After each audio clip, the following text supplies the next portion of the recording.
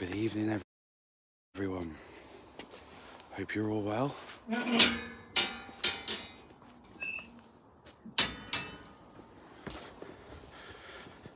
Hope you're all keeping well.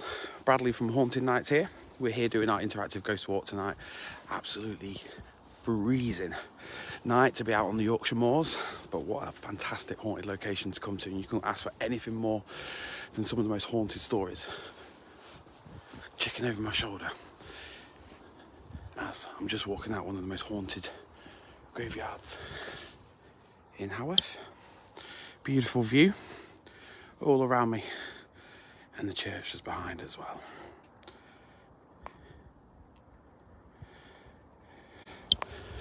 Now, Haunted Nights, you should be able to see me. I'm coming up to a little bonfire now, so you should be able to see me a little bit better.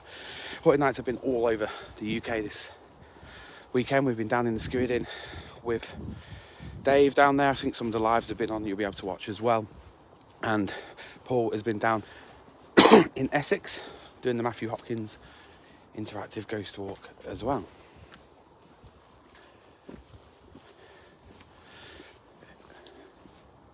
Atmospheric location, so I'm just walking back.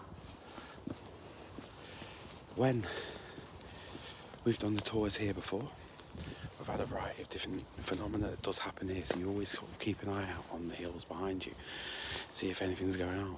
All right, anyway, yeah, we've been all over. I've been up in Scotland. I was there last night in Stirling, just outside Stirling. There's a location called Bannockburn House. Now, that's some fantastic activity, hauntings reported, all sorts of things that were going on down there. Really fantastic location. If you've never had a chance to check it out, you must do.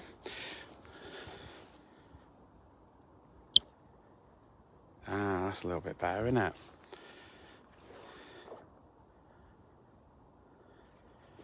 Beautiful location on the Yorkshire moors. As we walk towards this, as I said, we've been all over the UK this weekend. Fantastic ghost hunts that have been going on, our ghost walks as well. I was in Pendle on Friday, Scotland last night, and then tonight we're in the village of Haworth as we talk about some of the hauntings, bring some of the ghost stories to you guys, the members of the public that join us on this. Now, we've been doing some really great work with the YouTubers from America as they come over exploring with Josh. If you haven't checked out his channel, please go on there. Also check out our channel. He's been all over the UK to some of our most haunted locations as well, so you'll be able to watch all that. And some of our fantastic locations have only got a few tickets left that are coming up in the next couple of weeks as well.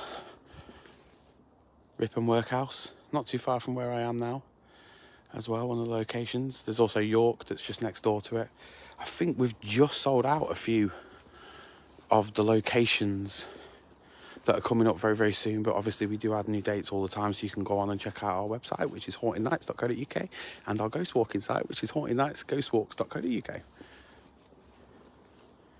That wasn't bad, was it? Got to give me a 10 out of 10 for that.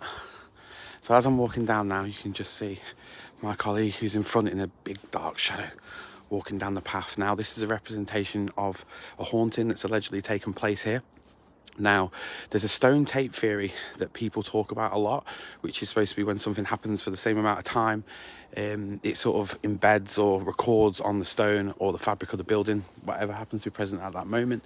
And this is one of the hauntings that's allegedly reported of a lady dressed in black who walks up and down this path.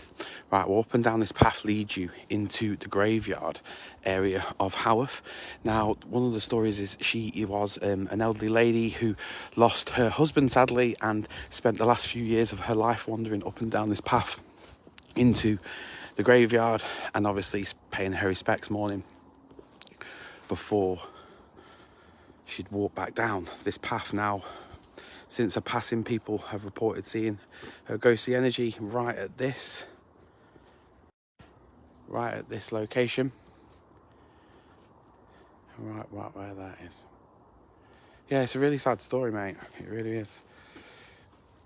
Now, this area is completely different sort of energy, so everywhere you go, you know, different locations and everything, it's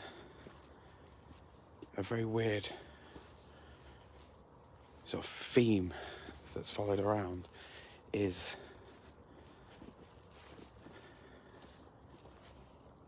every location senses feels different.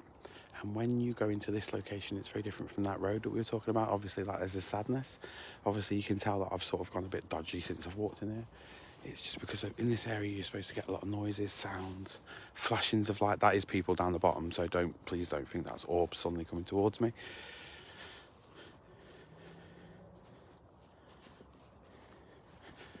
So what I'm going to do is I'm going to head back up. I'm not. I'm going to show you down here. Sod it. You all right? You're going to stay with me for a little bit of time as I sort of walk down. I know you guys can't see anything. It is literally just because it's pitch black. Let's show it around. Now, the energies, spirits of children are supposed to manifest themselves from these trees.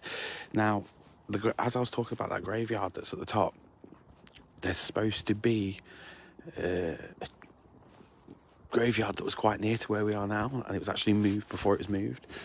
So people do suggest that sometimes you couldn't always afford to have a burial. So a lot of people, especially with the families dying, they would often just bury them where they could in a safe location, environment. So a lot of people do claim that there's supposed to be bodies buried where we are now in this forest.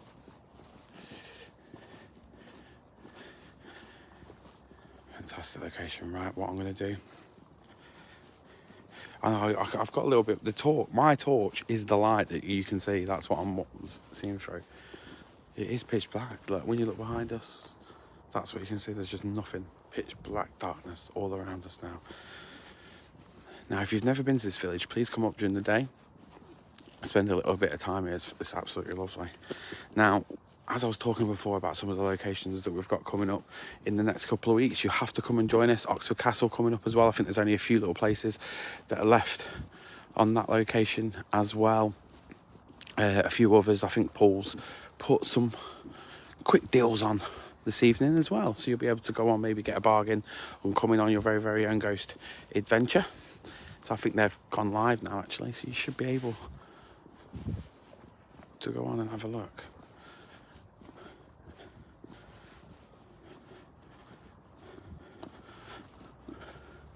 What is this?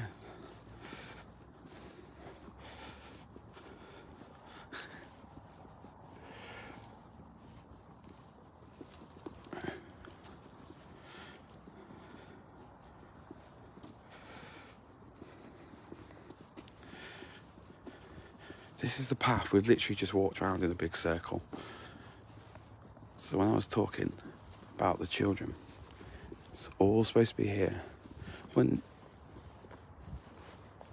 you're supposed to see them at the top of the hills, right next to me, almost giggling, laughing, making some noise to get your attention.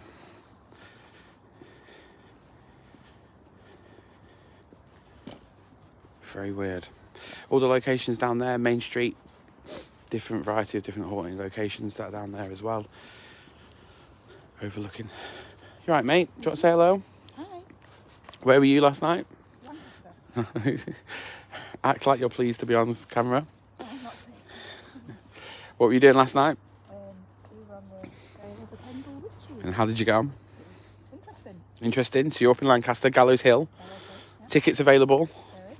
to get on and be able to book and join you. So I think it's about 2.5 hour tour that we do take people on and around the different locations as well. Did you get on all right? Where were you on Friday? Were you off on Friday? I wasn't working on Friday. I was nice and warm in my house on Friday. Right, okay, fair enough. Well done, Mandy. You looking forward to tonight? Yeah, I love Haworth. You love Haworth. Tell us a quick story about Haworth that you've learned in the last couple of weeks. Which one do you want to know? A good one, a good ghosty one. A good ghosty one. There's lots. Tell us one that I don't know as well.